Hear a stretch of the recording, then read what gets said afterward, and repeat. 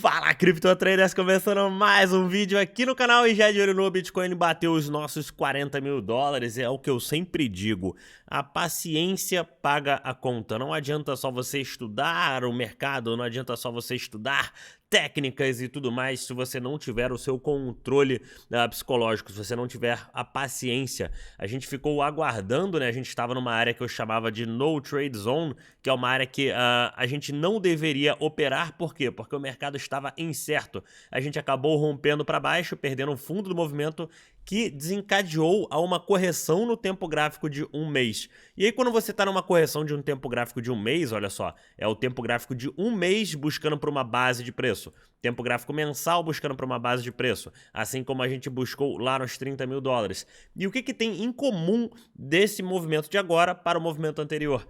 No movimento anterior eu consegui posicionar muito bem, eu consegui posicionar entre 31 e 29 mil dólares. Nesse movimento eu consegui posicionar muito bem também, a média ficou um pouco abaixo de 44 mil dólares buscando pelo fundo ascendente. E agora quais são os pontos que a gente tem que observar e será que esse foi o fundo do movimento? Vamos acompanhando aqui, vamos ver mais informações, mas essas correções no tempo gráfico mensal é como se fosse um grande navio cargueiro se movimentando. Então se você entrar no tempo gráfico de 15 minutos em sobrevenda, numa hora em sobrevenda, você vai afundar, porque é um tempo gráfico muito maior puxando para baixo.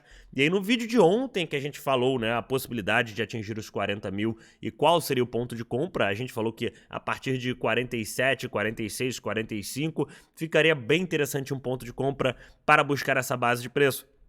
E seria quando o tempo gráfico diário entrasse em nível de sobrevenda. A gente atingiu o nível de sobrevenda com o tempo gráfico de um dia, então foi aí que eu comecei a escalar algumas operações. A gente está até esfriando um pouco aqui, mas se você voltar lá e botar nas mínimas que o tempo gráfico diário atingiu, ele bateu bem mais extremo. A gente teve clímax no volume, que é quando você tem a exaustão da força vendedora. Olha só, exaustão, maior volume negociado de todos os tempos. Isso aqui significa o quê?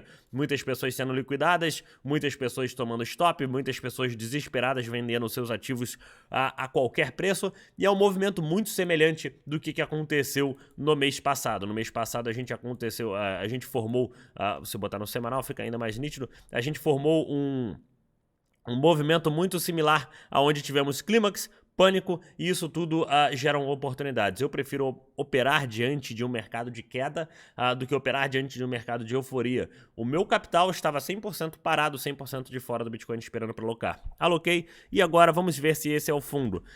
É difícil dizer se esse vai ser o fundo ou não, porque a correção é no mensal, mas devido ao clímax e devido a todas as probabilidades, esse fundo formado deve segurar por hora. E se mesmo que a gente perca esse fundo em 42, eu não acredito que a gente continue afundando muito além disso aqui. Então, agora, o que faz, né? Quem posicionou as recomendações que eu fui falando lá no nosso grupo dos tubarões, a gente falou, ó, ontem às 2h32 eu escalei todas as minhas posições de swing no Bitcoin, fui escalando, comprando, 2h45 depois do clímax, provavelmente encontramos o fundo para os próximos dias, então à noite eu fui lá ajudando os tubarões. Se você fez parte da mentoria, se você fez parte da Operação Cripto e quer entrar para o grupo dos tubarões, manda um e-mail no contato@velatrader.com.br, mas você tem que ter visto todas as aulas, tem que ter conclusão de 100% do curso. E depois disso, a gente começou a recuperar, né? Teve um clímax, começou a recuperar. E aí, quem ficou de fora? Qual seria o ponto de posicionamento? Se você ficou de fora da queda, você estava buscando por fundos ascendentes. O fundo ascendente numa hora seria um excelente ponto para você entrar se você ficou do lado de fora de algum ativo. Então, ficou do lado de fora de algum ativo, fundo ascendente no Bitcoin seria um excelente ponto de entrada. E geralmente o fundo numa hora é formado com os 5 minutos em sobrevenda. E aí os 5 minutos atingiu sobrevenda. Olha só, cara, essas técnicas são infalíveis para a gente operar no mundo cripto. Os 5 minutos atingiu sobrevenda, formando a base de preço. Então esse aqui foi o resgate dos que não foram.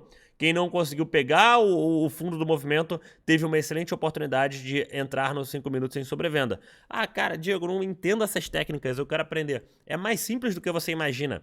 Na semana que vem, na segunda-feira, vai começar a semana inteira de aula, onde eu vou te ensinar isso tudo de cabo a rabo, de cima para baixo, de baixo para cima.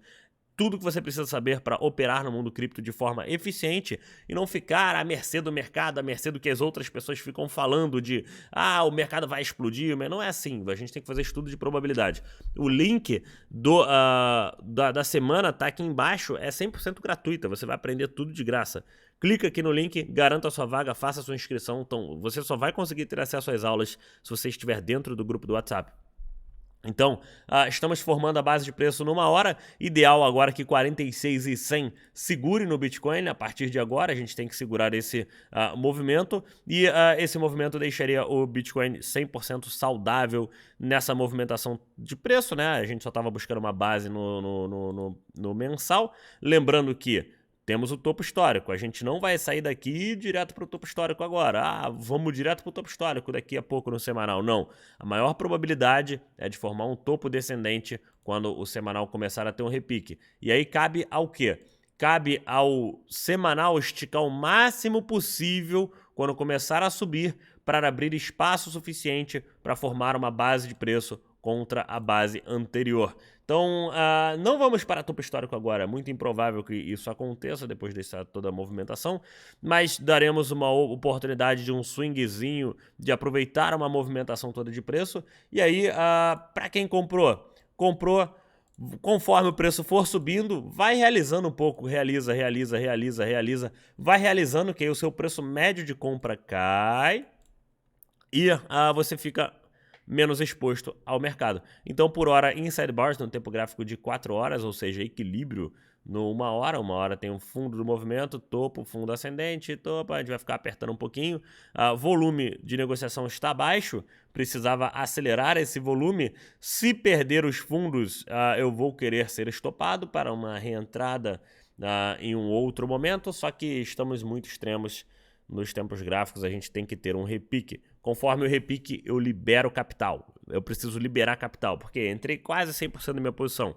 Preciso liberar capital de novo. Então, quando subir, eu preciso disponibilizar meu capital, voltar para dólar. Para quê? Para caso a gente tenha uma nova pernada para baixo, eu consiga realocar essas posições. Lembrando que isso é uma estratégia minha particular de swing trade, day trade. Não estou falando de hold nesse movimento, tá? Então, é isso. Batemos lá nos nossos pontos. Quem não viu o vídeo de ontem é muito importante que você veja para entender o conceito de como montamos essas posições.